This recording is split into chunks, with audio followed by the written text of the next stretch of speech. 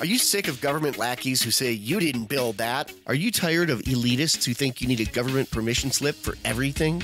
Everything you do is an A to B conversation, and the government should see their way out of it. Create true free markets by adopting the BIPCOT No Government License. The BIPCOT No Gov license allows use or modification of any product, service, or software except by governments or government agents. Go to bipcot.org. That's Bravo, India, Papa, Charlie, Oscar, Tango.org.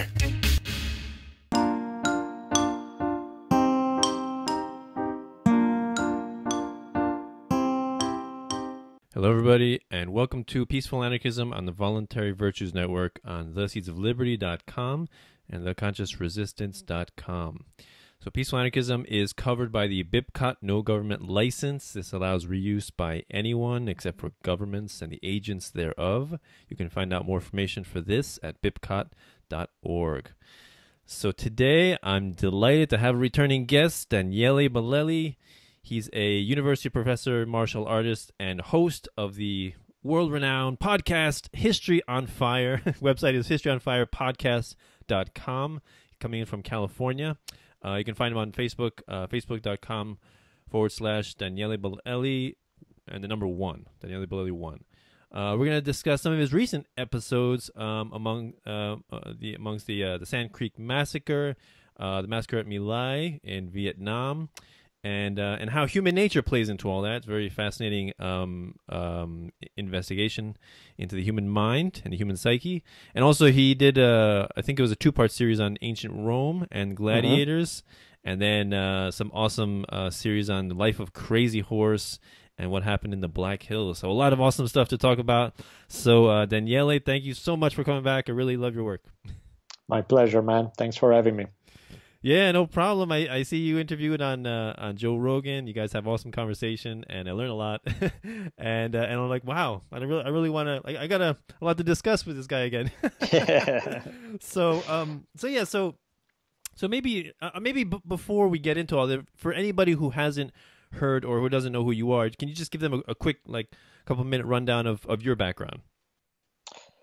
Sure. I grew up in Italy, moved to the US by now a long time ago, even though my accent just never goes away. But I've been, for the last, 17 years, something like that, I've been teaching in college, primarily history and American Indian studies.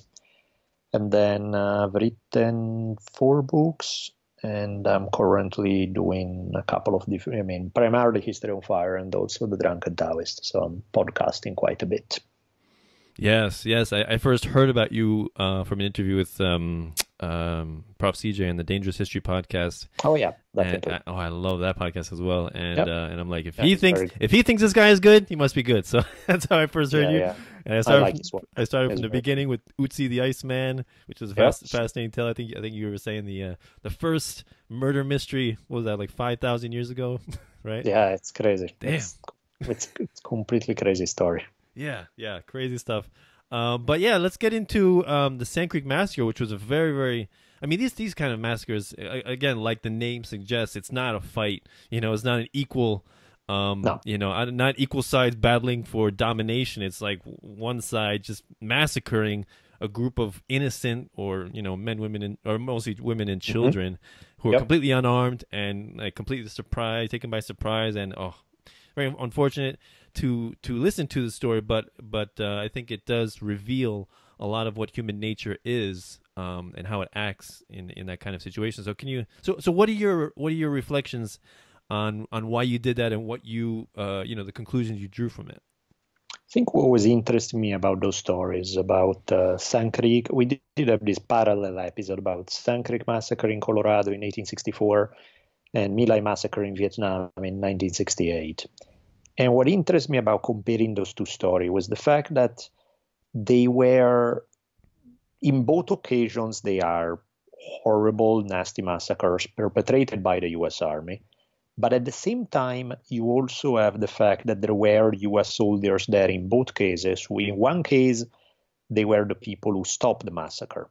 And in another case, they just opposed it and then testified against the people involved. And all. So it was interesting to me to show that there was, sometimes we paint things in a way that's overly simplistic, where it's like you either have the good guys or the bad guys, or the story like all the Americans are good or all the Americans are bad or all the natives are good or all the natives are bad. And in reality, I was interested in the fact that individuality plays a big role in this story.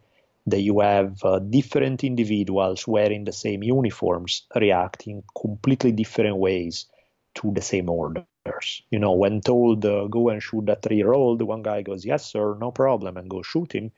And the other one goes, no, are you insane? That's not who we are. That's not what we do. And so that's what kind of intrigued me. Is like, what is that makes somebody go along with some horrific stuff, and what is that makes somebody else, even in the face of paying some heavy price possibly, decide not to go with it.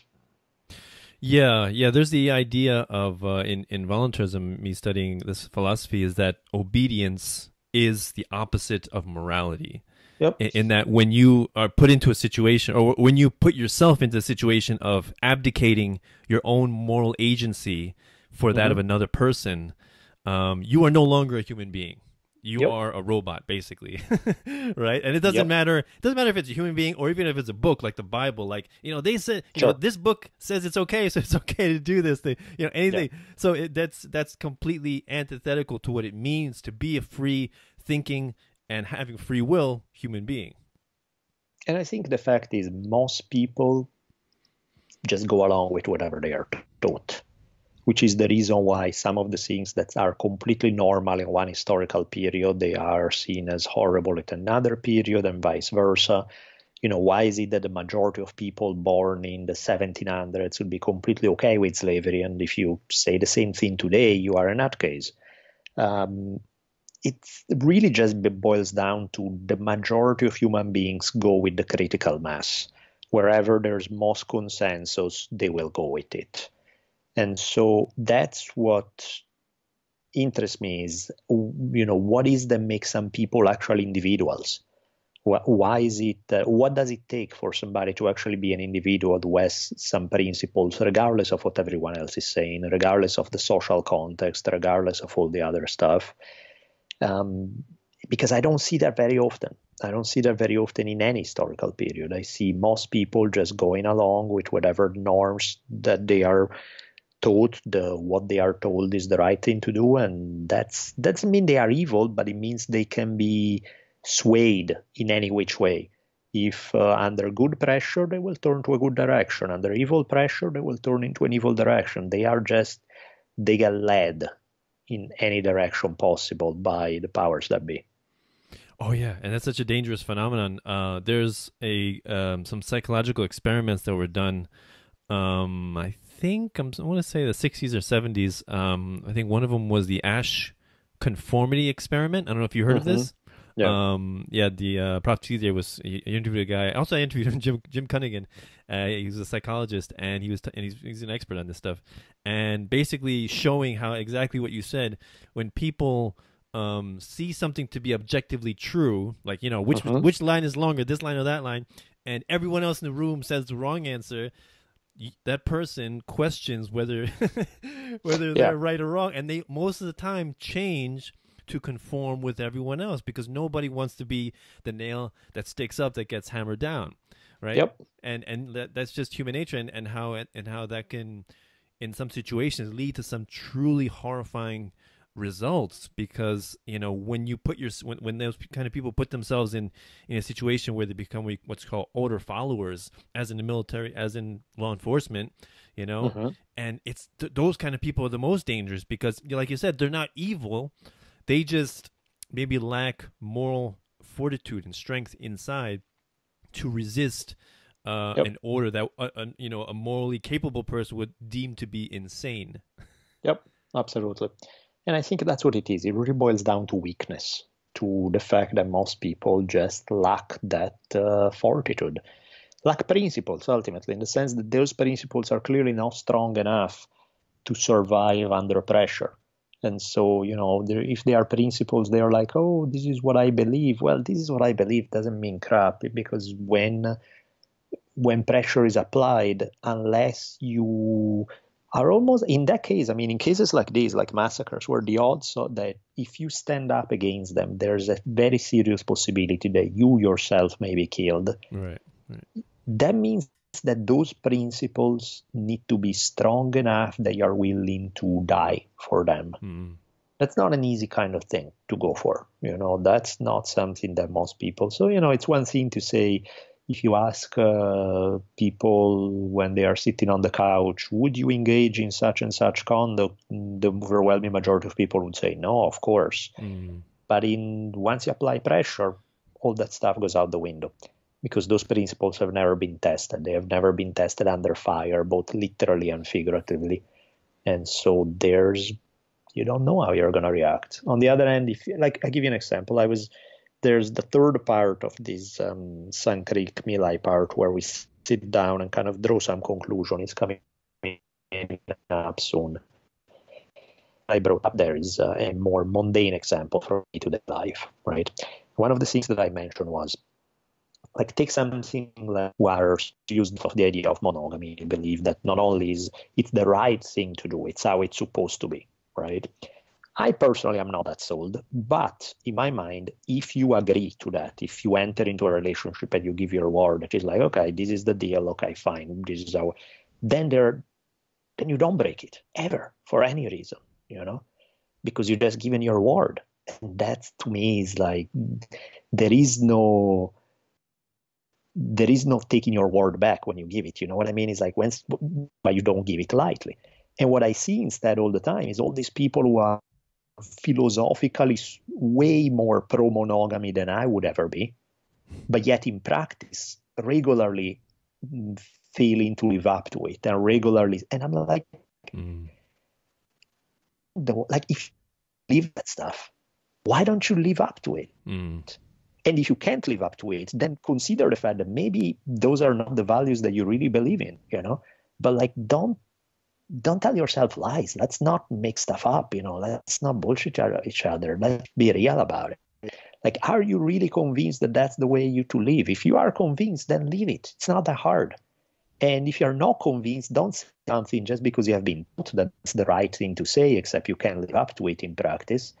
So I don't really understand that thing of how so many people have their ideals and their practice completely don't match.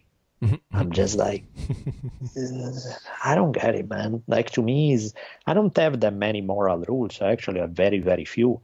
But among them, there is the idea that once you give your word, in my mind, I take it very samurai style. In my mind, the way you say sorry for breaking your word is you grab a 2-foot-long knife and you stick it in your stomach and you twist from side to side. There is no sorry. There is no exception. You know what I mean? It's like, it's your word. Right. If you can't keep your word, you should be dead. That's where it's at. It's like, otherwise, that to me is integrity. It's just where it's at. Otherwise, if you are not.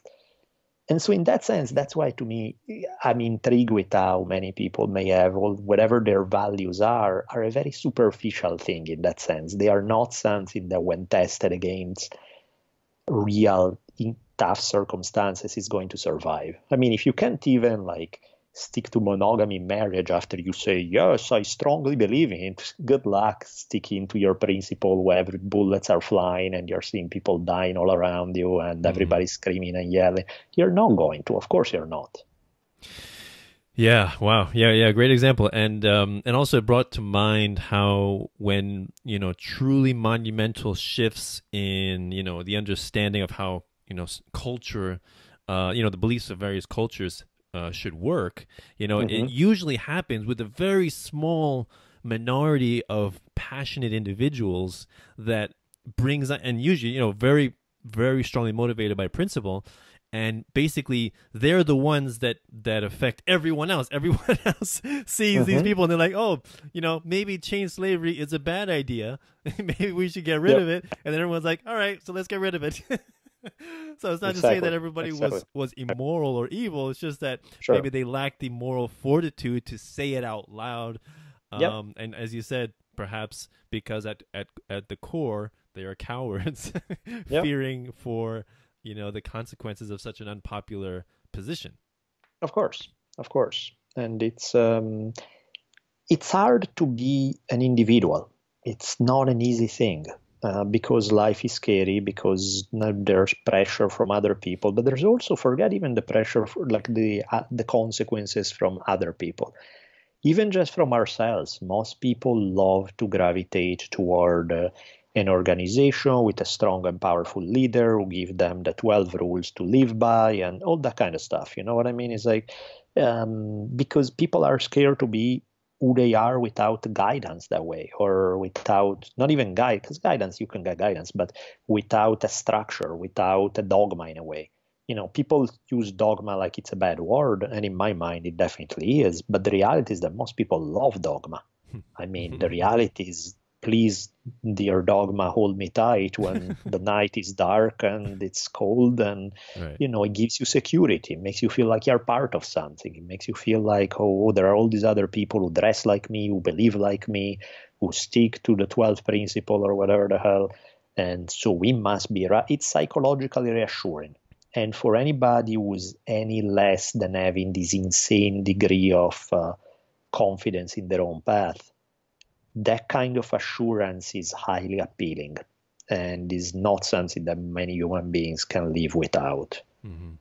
Of course, the price to pay for that, for getting that, is your individuality.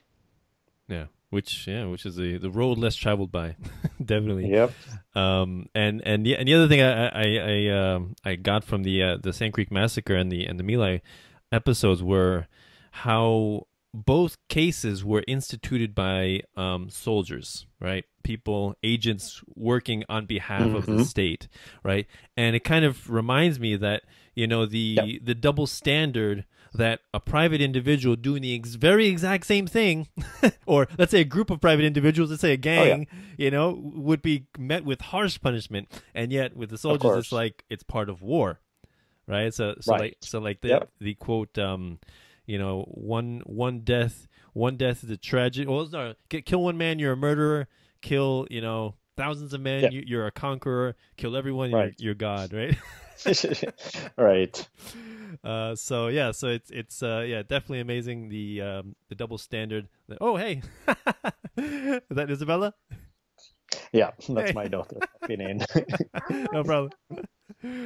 So let's go on to your I guess we can transition, since the Sand Creek Massacre had to do with the natives. So the discussion of Crazy Horse. I thought that was, I love when when you do specific personalities, like I remember you saying on the Joe Rogan show how his style, like Dan Carlin's style, is more panoramic, macroscopic, right? And you like to focus in on specific people, which is a great, you get a really in-depth view of a person's life, and I really appreciate that. Same thing with the Jack Johnson series. So go get. I had in fact, those are sometimes probably my favorite episodes are the biographies, are the ones where I focus on one individual, and you get the historical picture and what's going on and all of that, but the fact is I'm primarily focusing on one individual, and so that's kind of what I'm digging. I find it way more interesting, way more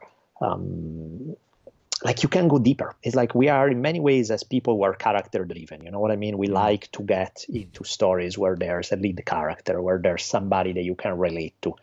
Having big stories about the big picture is awesome. It's interesting, but it's harder to get into, right? Because it's kind of like, think about any movie you've ever watched. You get into it because of the characters most of the time. If the characters are not appealing, it's kind of, the world they paint may be an interesting one, but it's hard to get into it. And so I find myself that when I started covering some individuals in history, I did Caravaggio, the Italian painter, I did Crazy Horse, I did Theodore Roosevelt, I did Jack Johnson, all of those guys. Those are the ones that in my mind stick out the most, like, oh, I love that one. That one was so much fun, So it's, I'm having, and it's a different style, I mean, I love Dan Carlin to death. I think he does an amazing job, but his game is more big picture. He's less character driven. I am very, very, very character driven. Yeah, and I certainly appreciate that. I mean, and I also like when you do portray the Native Americans, you preface it by saying that I'm not saying that the Native Americans are all wonderful, people just living in the prairies and with no problems, and the Westerners who come in are, they're completely evil. No, of course not. Sure. There's good and bad on both sides. They're just human beings, and they all have different temperaments and different personalities, and they clash with the Westerners who have different temperaments and different cultures. Yeah. And so it's important to give them depth, because when we paint them all in one way, you rob them of and that that's, depth. I think, totally. And I think that's what I was digging about these stories, that on the surface it looked like, oh, you pick Mila and you pick Sand Creek because you are anti-American and you hate. And it's like, no, that's not the point. It's some way I pick an American topic because most of my listeners are from the US. Right.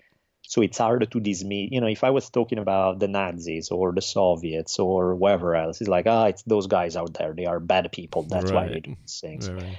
When you bring it a little closer to home, then people feel like, wait, but that means you're anti-American. And the point is like, no, because also some of the heroes in both of the stories were American soldiers, So what really boils down to me is the complex is individuals. That's the level that interests me.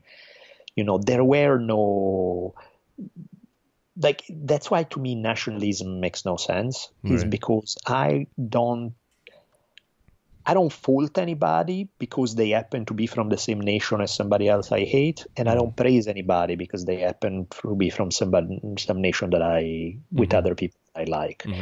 Means like there's you as a human being, period. I don't care about your membership in any group, because the reality is that any group, both the ones you are born into, whether by skin color or nation or whatever, and the ones you choose to join, even the ones you choose to join based on some kind of ideological thing, there are, in every one of them, there are going to be awesome human beings and awful human beings, So I'm not really interested in groups for group's sake. I'm interested in a specific individual. That group thinking is lazy thinking ultimately. It's because you don't want to get to know that individual and that individual and that individual and that individual. So instead what you do is like, I'll plug you into my mental file of those people who have that skin color or come from that nation, and you guys are all the same anyway. That's just laziness, you know? Right. Yeah, to me that reminds me of the appeal to genetics logical fallacy, which is basically, let's say Thomas Jefferson said a wonderful quote that, is considered, intellectual and wise, and then someone says, well, Thomas Jefferson had slaves, so that means that invalidates every single thing that he ever said. No, of course not. Exactly. Or like if if Isaac Newton, discovered a new branch of mathematics, but then you say, well, no, but then he went mad later in life, so that invalidates all the math that he no, of course not. So like you said, this is where it gets. I'm sorry. That's what to me where it gets interesting is the place where most people start is the moral absolute. Somebody's either all good or all evil. If they are good people, then I'm gonna pretend that all the bad stuff they may have done doesn't exist, and if they are bad people, I'm gonna ignore. Basically trying to ignore the complexity. Right. If people snap out of that, then they get into a more relativistic territory where everything is a shade of gray. Good people do bad things, and bad people also sometimes do good things, which is true, but that's also a cop-out. That's also too easy, To me, it's interesting where it's like, there are people who are, if you are 95% you do sweet things and you happen to have a few moments of fuck-ups, that's a different shade of gray from being a serial killer who one day let an old lady cross the street. It's not the same. They are not they are all shades of gray. There are different ways attached to it. That does not mean that one is 100. 100 and 0 is very rare. It's very rare to find somebody who's 100% sweet and perfect in all circumstances, or 100% absolutely evil in all circumstances. But even though we do acknowledge complexity, and we should, then there's also the fact that some people are clearly better human beings than others, in the sense of moral qualities, in attitudes, in the impact that they have on other people, despite their failings. And some horrible people, we acknowledge that they may have their good moments, but they are still horrible people at the end of the day when you take into account all the good and bad they have done. Yeah, maybe one one example or a few examples of this are the mass murders that we're seeing in like schools and movie theaters now, and most people say, well, those people are evil. And then there's a YouTube channel, Free Domain Radio, Stefan Molyneux. I don't know if you're familiar with him, but he often does just like you. He does complete, comprehensive background history of these people after they, the life of these people. What were their childhood like? What were their childhood like? What was their parents like? What was their childhood like? And it reveals a lot. And not only that, but then how was their experience at school? How were their friends? Did they have friends? How were they treated? Were they insulted constantly? Were they made fun of and picked on? Like people think that these mass murders happen out of the blue and that they're just evil people. No, maybe they were poked and prodded and driven to a state of madness. And, all everyone else sees is the tragedy at the end. But if you look at the life in its totality, it's a logical conclusion to all of the insults of their previous time. And I think that's kind of where the My Lai or Sand Creek things were about in some way. It's like ultimately still evil. You know what I mean? It's like you rape and massacre a bunch of civilians. Yeah, that's evil. There's no argument about it. But it's too easy and lazy to just say, well, they are evil people, end of story. You want to understand what is that make probably what's a relatively average human being end up doing some horrible things.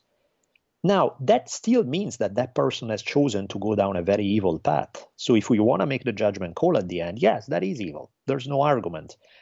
So people confuse understanding with justifying. That if we try to understand what is that makes somebody be the way they are, then we're justifying it. Right. No, we're not justifying it at all. You're still an asshole for doing it. Right. But I can understand how somebody put into...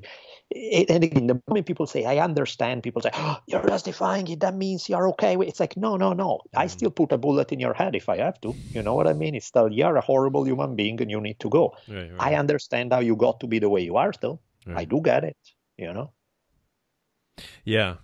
Like, I remember Stefan Molyneux did the life of Hitler, and the childhood of Hitler. Wow, like the amount of abuse and neglect and abandonment and torture, and it's just amazing what the amount of pain that a child can endure and still, to most people, appear to be a functioning human being, and yet when put into a position of power, wield an amazing amount of, terror. So absolutely. Like for example, the Crazy Horse. I think you mentioned that like his entire family was killed, right? Throughout his life, and he was the last to survive, and he was basically like, I don't know, like a desperado type of guy, just like killing machine, like trying to avenge. Right? Is that accurate? Yeah, I mean, he's a guy who clearly was an amazing warrior at a time when warfare was the norm for his people, both against the United States, against other tribes. Right. And he went through a lot. I mean, he saw pretty much everybody he cared about dying one way or another, starting with his mom killing herself when he was 5 years old, through, seeing his daughter die at a very young age of diseases. He saw his uncle got killed in battle, his best friend got killed in battle, his brother got killed in battle. It's like the list goes on and on and on, and everybody he gets close to die in fairly horrible ways. Well, that is gonna mess with your head, And I think like there's one moment when his younger brother gets killed, that he and his wife alone, they go to the place where he was killed, find the bones, kind of put them up on the scaffold in Lakota style, the way they would do for the dead. And then his way of dealing with it is just literally going out and hunting settlers, and going out and finding soldiers, finding settlers, hunting them down and killing them. It's like they are enemies, they are people I wouldn't mind killing anyway, but now I have an extra reason for it. I'm hurting, and the way that I'm gonna silence that pain is by killing all these bastards. Yeah. It's really a really amazing thing learning about his life. I didn't know too much about it. I mean, I read a little bit about it. Learning about the history of Native native people. But wow, you covered in such excellent detail and depth. So and also, so let's go into the ancient Rome series, because that I mean, all of them fascinate me, but that was an awesome one as well. I mean, I didn't know that much, I guess, about I guess what most people know, from the Gladiator movie, from the series Gladiator, Gladiators, Yep. right? Oh no, yeah, it's called Gladiators, yeah. Yep. And I think that also has Spartacus, right? Oh yeah, Spartacus, of course. Right. Yeah, so I really appreciated that, because it to me, it made it more realistic, because many times when you see these things portrayed on the screen in film or series, I mean, series I guess less, they can get more detail, more depth, but the film definitely it just makes it a little bit more glamorous, showy, and whereas you really brought out the reality of it, of all the different, like, I didn't even know all the different types of people that would fight in the stadium, not just gladiators, although those gladiators were the main event. So could you please get into what did you take away from that, and why did you cover that? I mean, the Gladiators is one of those interesting topics, because you get like this whole idea of essentially death becoming public entertainment for ancient Romans. And it wasn't actually, the Gladiators was probably the least lethal events, because gladiators didn't always die in a fight. They were actually, more often than not, they survived to fight another day. The potential of somebody dying was always there, and once in a while it happens, but that wasn't the point. But all the other events that they had in the arena on the same day as the gladiators were usually highly lethal. They had these hunts pitting professional hunters against animals. They had public executions. They had, because public execution is not just you go in and you stick a sword in somebody, but they made them these elaborate plays, turning them into between like theater and public execution. They would do this really weird stuff that was, I mean, the games were about death, basically, and then the gladiators were actually the one moment that could be seen more as a redeeming moment in the show, in terms of, because the rest is really about the power of the state. Like public executions is about showing you, we will crush in horrendous way anybody who doesn't stick to our laws. The animal hunts, in a way, you can also make that argument, because it's about showing the supremacy of Rome over nature. The fact that Rome could crush anything, there were animals from all the parts of the empire that they conquered, so it was against the statement of, look how badass we are, and we can destroy all this, But the gladiator part is more interesting to me, because there's that moment where, the gladiators lived in a space where you're completely alone. They're just one man against one man in front of thousands of people watching. And the primary reason why people are there is less I'm sure there is some aspect of blood and gore and just enjoying that kind of stuff. But there's also an element of seeing, one of the things that made the gladiators popular was their courage, their ability to be brave in the face of death. And in a world that was as brutal as ancient Rome was, that was the one value that everybody respected. So that even if a guy who was essentially a slave, most of the time, not always, by the way, there were gladiators who were volunteers who chose to become gladiators. But, you get somebody who, in many cases, came from the lowest of the low in society, and yet he can put on this display of amazing bravery and composure in the face of the scariest thing possible. That was inspiring. That was seen as uplifting. That was seen as like, in some way, a role model, something that you could learn from. It was like a master class in stoicism in action, not just in words. Yeah. So many topics, so many points to talk about that series that it brought up. I mean, one of them is that like you said, the power of the state. Like you said, I remember you were saying how they would bring in these exotic animals from places that they conquered, and that as time went on, and those animals became in short supply because they kept killing them all. So they had to expand their empire to satiate their thirst or their hunger for these exotic animals. Yeah, big time. Oh, that was fascinating. And the other thing is, like you said, it's easy to look at the ancient Romans and say how barbaric and savage they are because of these games and how they loved watching people die, fight to the death, and how terrible that is. And then you think, like, wait a minute, but people today, they still like watching violence and blood and gore. Of course. That's still what people. Maybe it's not real death, but they still like watching the simulation of it. So really, what is the difference?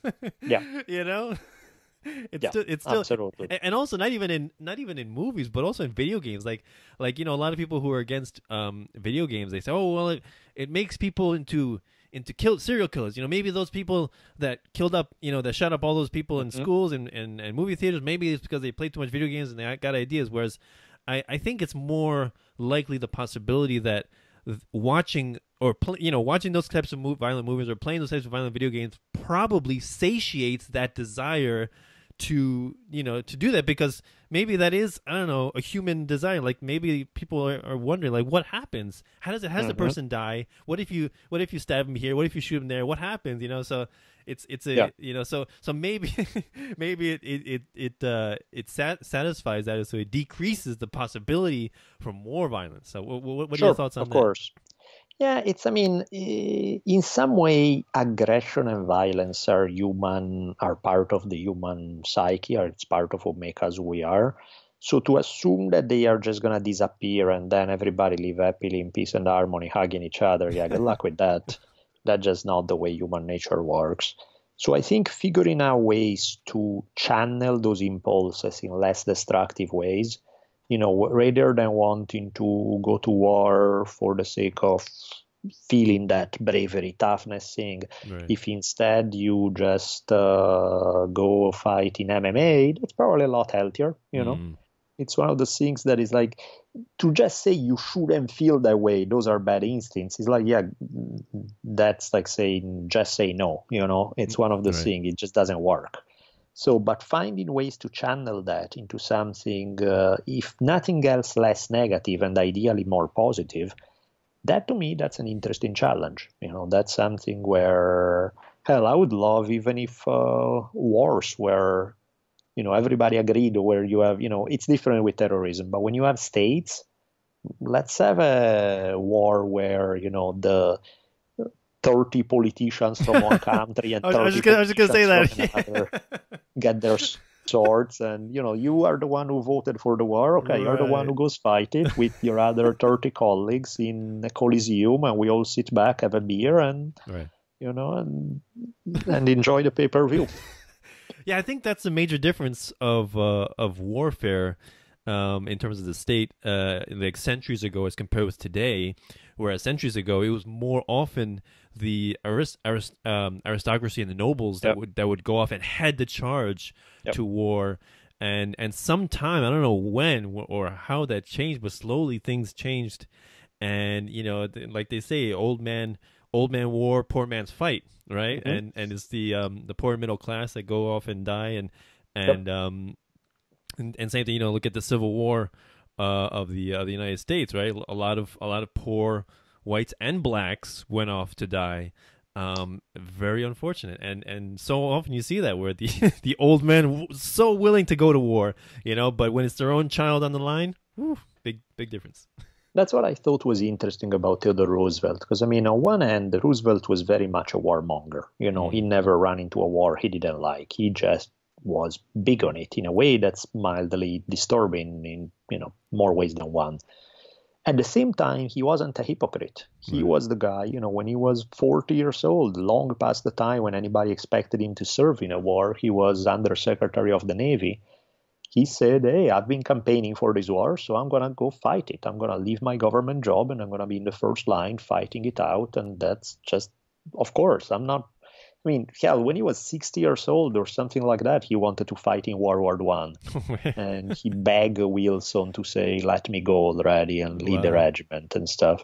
at least the guy, I appreciate, regardless of whether one agrees or not with the conclusion, but you can clearly respect a lot more somebody who's willing to put their body on the line behind their principles, whether you agree with the principles or not, versus the guy who's, we are going to fight this war. It's like, no, you're not going to do anything. You're going to sit back and have a cocktail while everybody else go die, So that's one of the things that I thought was interesting about Roosevelt, that, there are a lot of dark sides in his personalities, but there's also a lot to admire. And I found that interesting right there, that I can't really think of too many guys who have that kind of integrity. And again, integrity does not mean that one agrees with his conclusion in all situations. Far from it. There are plenty of things where I think he was nuts. But I appreciate the fact that he wasn't somebody who was going to send somebody else to do his job. Right, and wasn't there a point in his life, I think, when he went out by himself, like to live in the woods, some for a period of time, right? Went out. No, he was nuts. I mean, he was seriously an adrenaline junkie.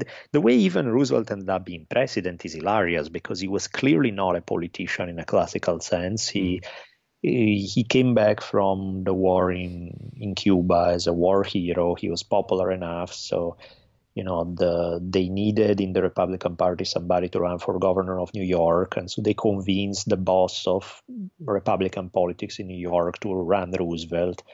And the boss was a little sketchy, because he was like, I'm not so sure, this guy's a little too independent, we want somebody. They said, no, don't worry. And then when Roosevelt gets in, he starts doing his own thing. He doesn't listen. He goes against some of the policies that the Republican Party is pushing. And so Platt, the Republican boss in New York, is trying to figure out a way to get rid of him. He's like, how do we make this guy go away? And in the election of 1900, McKinley needed a vice president. And so they're like, we're going to make it look like it's an honor, right? He's like, oh, yeah, you're going to be vice president. And he's popular, so he may even get us some votes. But what the hell does a vice president do anyway? It's the place where political careers go to die. So great, perfect way to get rid of the guy. That way we never have to hear from him again. Great plan, except in 1901, McKinley gets assassinated and Roosevelt becomes the youngest president in U.S. history. And you're like, oh, we did not see that coming, Yeah. Amazing life for that guy. I mean, I think you were saying that he was the first president to take, was it jiu-jitsu lessons? Right? Yeah, he was an adrenaline junkie. And he wrestled people in the White House. Yeah, he wrestled, he boxed. Great stuff. And I like the story of he took a bullet in the chest. At close range, and then still went out to give a speech, like what, a half hour later or something? 90-minute speech. All right, you gotta admire that. While bleeding. Right? Oh yeah. You said he coughed to make sure that it didn't puncture his lungs. Like, I'm all right, just a flesh wound. Yeah, exactly. Like, I mean, the insanity of it all, you can't help but admire. Right.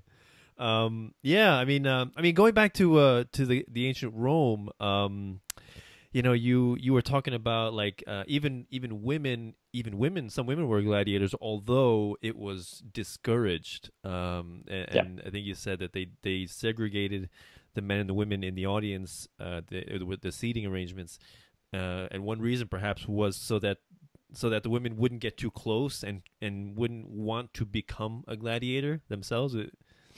Or often there was the fact that way too many aristocratic women liked gladiators. Right. They were kind of the sex symbols of the time. So they were like, I don't know about our wives going to, it's like, so that was part of the issue too. And yes, there were female gladiators, kind of like the same way as female MMA today. You get people who are really into it and are very pro, some who are very against it because of gender roles, some of... all of similar dynamics in some way. So you, being in a relationship with a female MMA fighter, do you see that as a problem for her?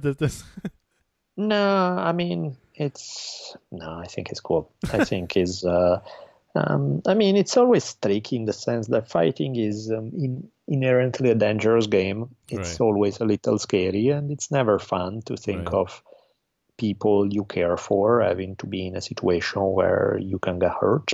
But at the same time, it's like, I totally get why fighting is appealing. I totally understand that feeling of, there's really nothing else in the world that help you face your fears and weaknesses and help you discover your strengths, like being locked in the cage with one person when there are thousands watching. It's not something that most anybody else get to have that kind of experience. Yeah, I mean, if it makes her happy as well, Yep, that's one of the important things. And the other thing you mentioned in the Gladiator series about how well the gladiators were taken care of. I had no idea, like how well they're fed, how well they're nourished, and massage and and just taken care of. Because like if you think about it, I guess they are an investment, right? Mm-hmm. And so put a bunch of money in them. Yeah, and how.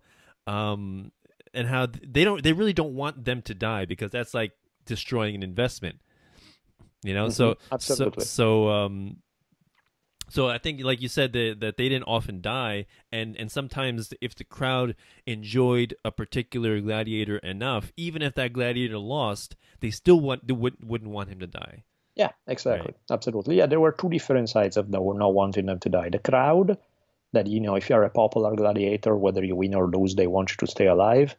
And also the editor of the game, because, they have to pay a hell of a lot of money for anybody who dies in the arena. They have to pay the trainer of the gladiators for a huge fee. So it's like, if he does a decent enough job, let's figure out a way to spare him, Yeah, definitely.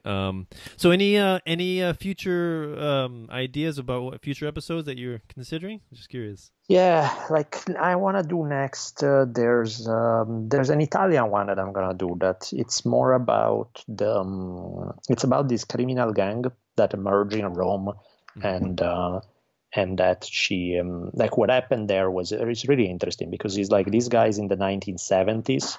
They started out as like low-level gangsters, and they just made their way up to becoming like the biggest gangster that ruled Rome in a way where they had control over the politics, they end up in bed with the Vatican, they end up in bed with the state, it's like the mother of all conspiracy theories.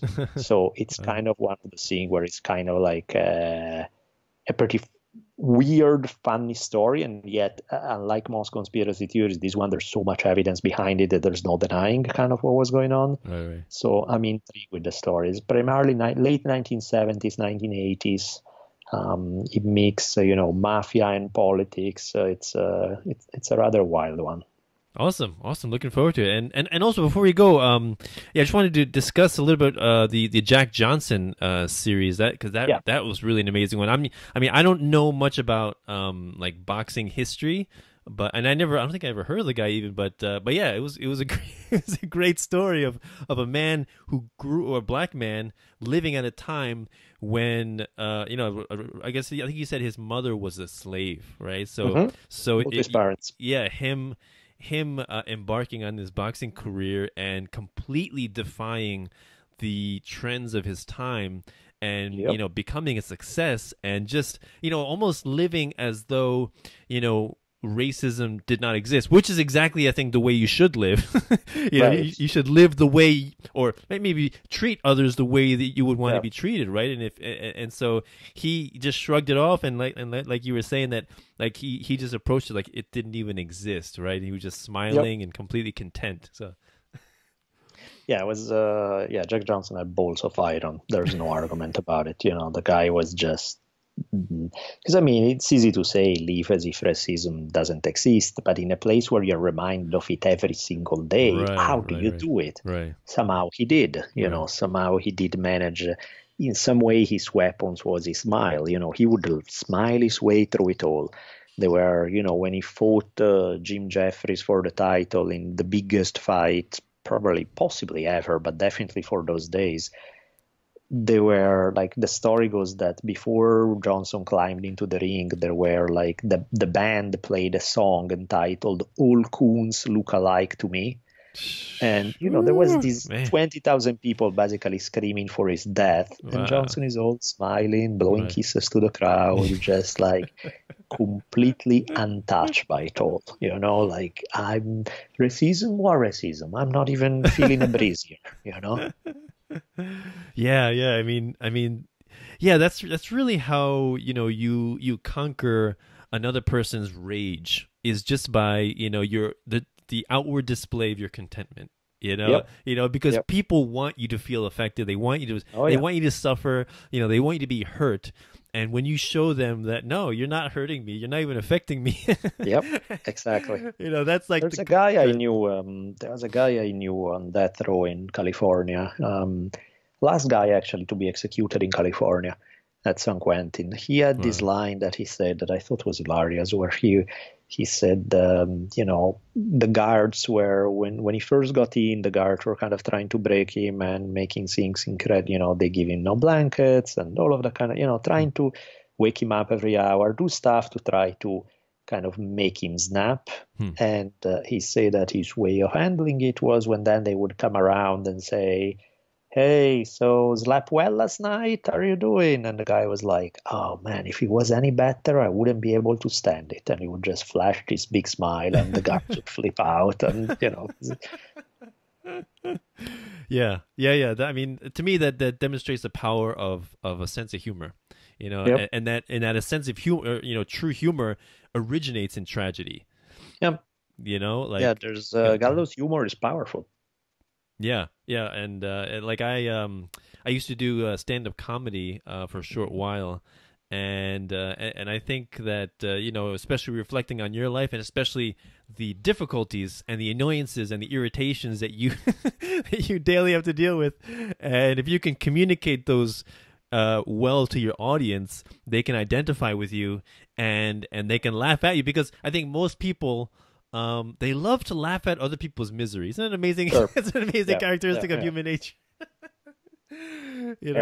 So if you want to be a wonderful stand-up comedian, just tell them everything that pisses you off and makes you human, basically, and the audience will love you. Of course. Yeah, there's something about being honest too. The radical honesty about just being upfront. You're not trying to put on a Facebook profile that's all smiles and happiness. You're being very, very real about it. Oh yeah, definitely. Well, wonderful conversation. Wonderful talking to you, Daniele. I really enjoyed it. So please just reiterate some of the ways people can contact you if they want to follow your work. Sound good. So I'm on Twitter at the first initial of my first name, so the letter D, and then my last name, Bolleli, Bollelli. So Twitter again is D Bolleli. Facebook, my public page is Daniele Bolleli, and I think the number 1. History on Fire podcast website. Plus Google is your friend. If you just Google my name, I'm sure all the relevant stuff will pop up.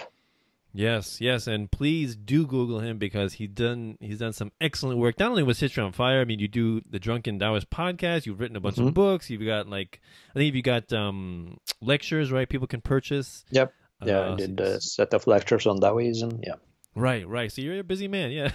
I mean, actually, talking about Taoism, I don't know if I told you, but I'm also an acupuncturist and Chinese herbalist, so that's. So I guess we can keep that one for the next time. Yeah. Taoist episode. Yeah, we can. That's what inspired me to get into Chinese medicine, Taoism. It's I love that. Cool. We can do a Taoist one next time. Awesome. So awesome conversation, Daniele. Thank you very much. So this is Peaceful Anarchism on the Voluntary Virtues Network, on theseasofliberty.com and theconsciousresistance.com. Wishing all of you have a wonderful day. Take care. Bye. Thank you so much. Thank you for listening. If you enjoyed this content and would like to see more of it, please feel free to donate and help me interview other fascinating people. You can do so through Patreon. That's patreon.com/peacefulanarchism to help me out. $1 a show is all I ask. If you feel so inclined to donate more, please feel free. It will only assist me in spreading the message of freedom and voluntarism that much farther and that much more efficiently. You can also donate to my Bitcoin. My Bitcoin address is in the description to my videos, as well as on my website, peacefulanarchism.com.